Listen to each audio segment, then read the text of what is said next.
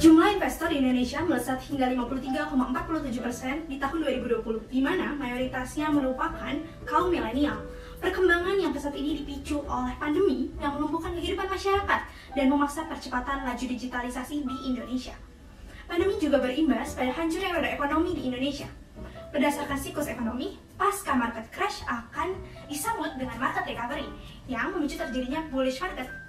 Mulai berinvestasi di saat keadaan market crash memungkinkan kita, investor, untuk mendapatkan return ratusan persen tanpa perlu melakukan analisis yang mendalam, di mana hal ini merupakan kesempatan yang sangat menguntungkan bagi investor pemula. Selain itu, percepatan laju digitalisasi juga membuka peluang dan menjadi katalis positif untuk perkembangan sektor teknologi di Indonesia.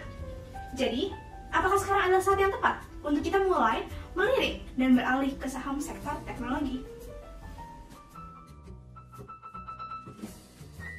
Pandemi COVID-19 telah mengubah kebiasaan hidup masyarakat dunia, termasuk di Indonesia. Keadaan ini memaksa semua orang di semua sektor dan jajaran untuk melek teknologi. Zoom, yang merupakan salah satu platform online video conference terbesar, menjadi aplikasi bisnis dengan download terbanyak, yaitu sebanyak 681 juta kali. Dan pendapatannya pun meningkat 4 kali lipat, serta laba bersihnya meningkat 30 kali lipat dalam kurun waktu 1 tahun belakangan. Tak hanya itu, kini belanja juga bisa dilakukan di mana saja, termasuk dari rumah. Tinggal klik, check out, dan tunggu barang kalian untuk sampai di depan rumah kalian. Selama masa pandemi, jumlah konsumen baru e-commerce juga meningkat sebesar 37%, yang menyebabkan nominal transaksi e-commerce juga meningkat dengan pesat.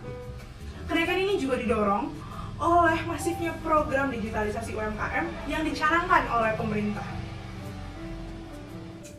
Perkembangan positif e-commerce sejalan dengan peningkatan pesat penggunaan uang elektronik seperti GoPay dan ShopeePay, dan layanan logistik digital seperti GoSend dan JNT Express, serta layanan groceries, misalnya GoMart yang sudah meningkat hingga 500%, dan layanan pesan antar makanan GoFood. Meski telah berkembang pesat, ruang pertumbuhan bagi perusahaan teknologi di Indonesia masih terbuka lebar. Indonesia memiliki 64 juta UMKM yang menyumbang hampir 60% PDB di Indonesia, di mana baru 16% diantaranya yang telah terdigitalisasi.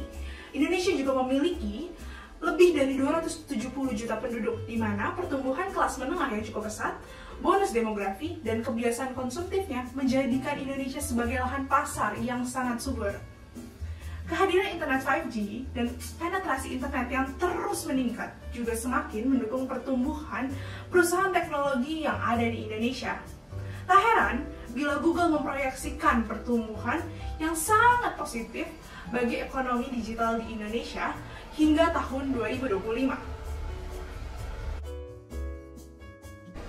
Merger GoTo, Gojek, dan Tokopedia juga menjadi trending topik belakangan ini. GoTo dengan startup dengan valuasi terbesar ke-12 di dunia, yaitu sebesar 17 miliar US dollar, dan bahkan bisa lebih ketika IPO, otomatis menjadikannya perusahaan dengan market cap terbesar ketiga di IHSG. Selain GoTo, ada juga unicorn lain yang berencana IPO di Indonesia, yaitu Bukalapak dan Traveloka. IPO startup ini sangat menarik bagi investor dalam negeri maupun investor asing yang sudah lama tidak merasakan IPO sebesar ini di Indonesia.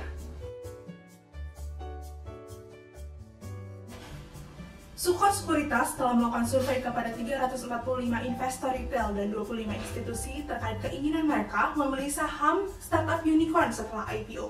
Ternyata, 95% investor retail dan semua institusi menyatakan keinginannya untuk membeli saham unicorn.